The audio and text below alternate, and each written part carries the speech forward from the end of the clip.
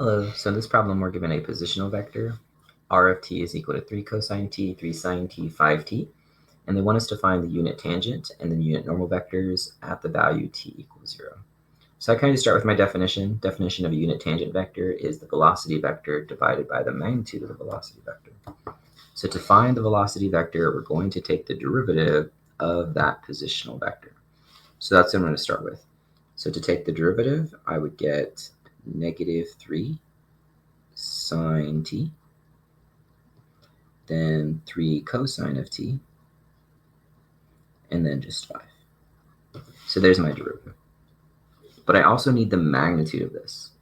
So let's go ahead and find the magnitude of this velocity vector, which is just the square root of the sum of the squares of each individual component. So this would be negative 3 sine of t squared plus, and then 3 cosine of t squared plus 5 squared. And it's just a matter of kind of cleaning this up. So if I combine the squares, then negative 3 sine t, if you square that, you would get 9 sine squared of t plus, and then pretty similarly, you'll get 9 cosine squared of t, and then plus 25. Now I notice that we can factor a 9 out of the first two terms, and what we're going to be left with is a nice Pythagorean identity. And this should happen like a lot of the times. So 9 squared t, and then plus cosine squared t. So there's our Pythagorean identity. If you remember that that's just equal to 1. And so if I simplify this, I get 9 plus 25, which is just 34. So I get the square root of 34. Because sine squared plus cosine squared is just 1. So now we have our velocity vector, we have our magnitude of the velocity vector, we just kind of divide them by each other. So final step is we say the unit tangent is equal to. Now you can technically divide everything by root 34 from that velocity vector. You can distribute it through if you want to. But I also notice that they want us to plug in 0. Right? So let's go ahead and write it out first. So I would have 1 over root 34, and then times the velocity vector, so negative 3 sine of t, then 3 cosine of t, and then 5. So this would kind of be like our general tangent vector for any time t. But they want us to plug in t equals 0. So I'm running out of space. I'm going to kind of shift to the right a little bit. So this means that our unit tangent is equal to. So if I plug in 0, I still have the 1 over root 34 outside. And now I plug in 0. So sine of 0 is just 0.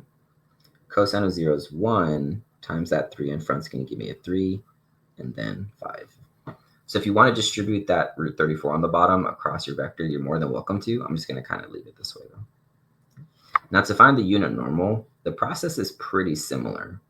The first thing you want to do is find the derivative of the tangent vector that you found, but not the one with the numbers plugged in. You kind of want the general one, so the one in my step 3, essentially. So let's start by taking the derivative of that. So if I take the derivative of negative 3 sine, that would be negative 3 cosine. So I'm going to say t prime is equal to, and let's leave the 1 over root 34 outside. Constants don't really do anything. So this is going to give me negative 3 cosine of t. Then derivative of cosine is negative sine, so negative 3 sine of t. And then the derivative of a constant is just 0. So there's my derivative. Now I also need the magnitude of this, so let's go ahead and find that as well. So the magnitude of the derivative of the unit tangent vector. So again, the 1 over root 34 can just kind of stay there for a minute. But I know I'm going to take the square of the sums of everything. And if you notice, the last one is a 0, so I can kind of just ignore it. So we're going to have a big square root. And then it's the first term squared. Don't forget the root 34 on the bottom. So technically it would be negative 3 cosine of t over root 34. And this is being squared. Plus, and then kind of the same thing for the second term. So it'd be negative 3 sine of t over root 34. And then this is also being squared. And then I'll kind of just drop the 0 because it doesn't really do anything. Now, if we apply those squares, if I square the top, that's going to give me 9 cosine squared.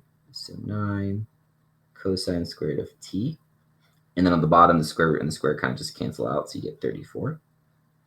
Plus, and similarly, we'll get 9 sine squared of t over 34.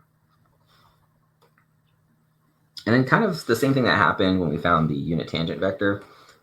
We ended up seeing that there's a Pythagorean identity here, so we can kind of factor out that 9 and create that identity. So if I do that, factor out the 9, then you see that you have sine squared of t plus cosine squared of t. There's our Pythagorean identity. And as I mentioned before, that's going to happen a lot. And then I can treat this like it's over one common denominator, which is just 34 on the bottom. Here we go. And then sine squared plus cosine squared is just 1. So we really just have the square root of 9 over 34. But I know the square root of 9. Square root of 9 is 3. So we're left with 3 over the square root of 34. So there's our magnitude. And pretty much the same process for how we found the unit tangent. We just divide these two components by each other. So we're going to take our derivative, divide by the magnitude, and that should give us the normal vector.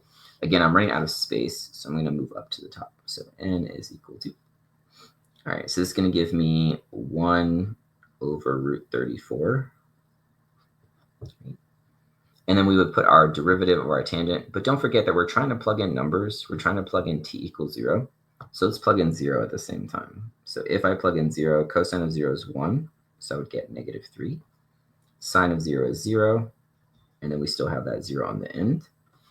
And then we're dividing this entire thing by the 3 over root 34 that we found for the magnitude. And so now it's a matter of just kind of cleaning up those fractions, right? 1 over root 34 divided by 3 over root 34. So you have to flip the bottom fraction and then multiply. So last little step. So if I flip the bottom fraction and multiply, we're really just left with a 1/3. Right? And if I distribute that 1/3 into the vector, we're left with negative 1, 0, and 0. So make sure you can see that division of the fraction. I'm just flipping the bottom. So it's really like multiplying by root 34 over 3. Root 34s cancel nicely, so you're left with just a 1/3 out front. And then I just distributed the 1/3. So there's our two solutions. First solution was 1 over root 34 times 0.35. You can distribute if you want to. And then the unit normal was just negative 1, 0, 0.